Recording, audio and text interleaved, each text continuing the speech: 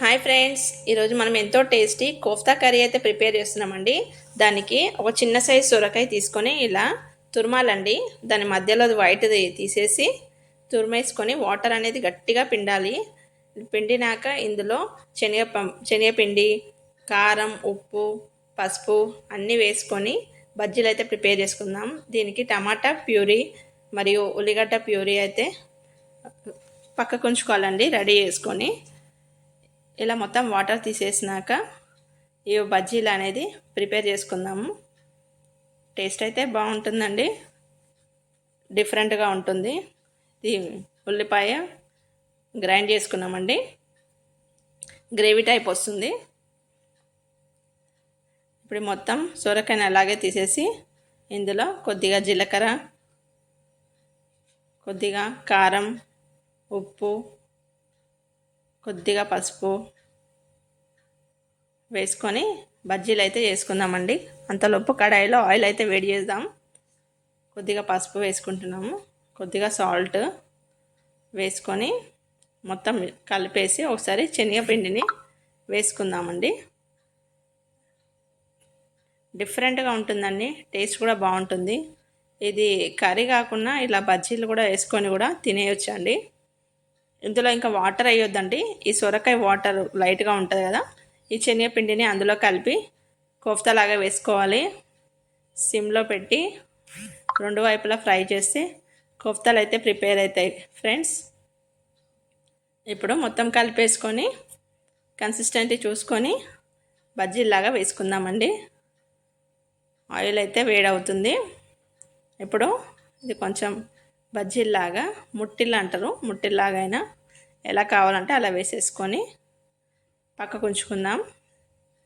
కొంచెం వేడైనాక వేయాలి, తర్వాత సిమ్లో పెట్టాలండి.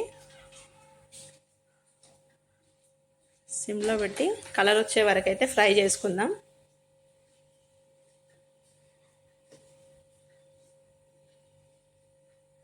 అన్నీ వేసేసుకొని మధ్య మధ్యలో కలుపుతూ ఫ్రై చేసుకుందామండి. కలర్ అయితే అయిపోయినాయి, కొంచెం బ్రౌన్ కలర్ వచ్చినాయి, తీసేసినాము. కోఫ్తాలు అయితే రెడీ అయినాయండి. ఇప్పుడు కర్రీ అనేది ప్రిపేర్ చేసుకుందాం.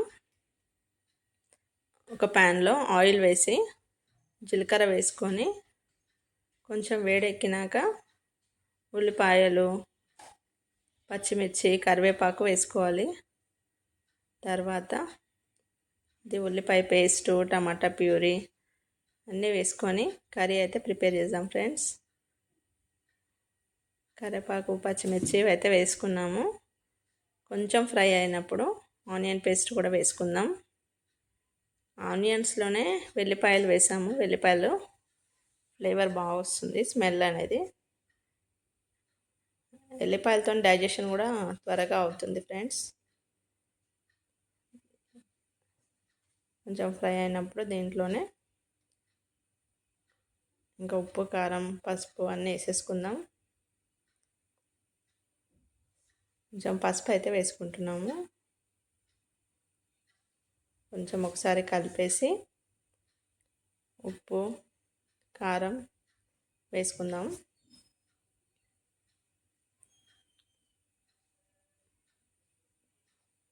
కొంచెం కారం వేసుకొని కొంచెం ఫ్రై అయినప్పుడు కొద్దిగా వాటర్ వేసుకొని టమాటా ప్యూరీ వేసుకుందాం. ఆనియన్స్ బాగా ఉడకాలండి, స్మెల్ అనేది ఉండదు. అప్పుడు దగ్గర పడింది, కొంచెం టమాటా ప్యూరీ వేసుకుందాం.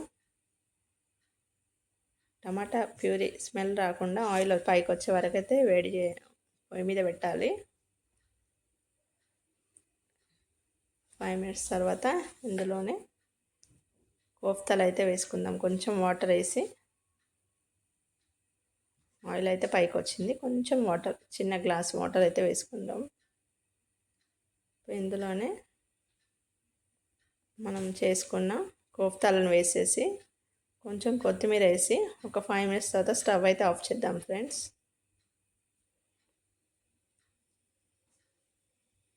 ఎంతో టేస్టీ కోఫ్తా కర్రీ అయితే ప్రిపేర్ అవుతుంది ఫ్రెండ్స్. ఇప్పుడు ఇందులోనే కోఫ్తాలు వేసేసుకొని స్టవ్ అయితే ఆఫ్ చేసుకుందాం.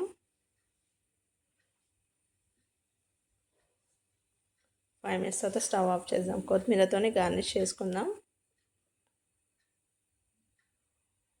వీడియో నచ్చితే లైక్ చేయండి, షేర్ చేయండి, సబ్స్క్రైబ్ చేయండి ఫ్రెండ్స్. Thanks for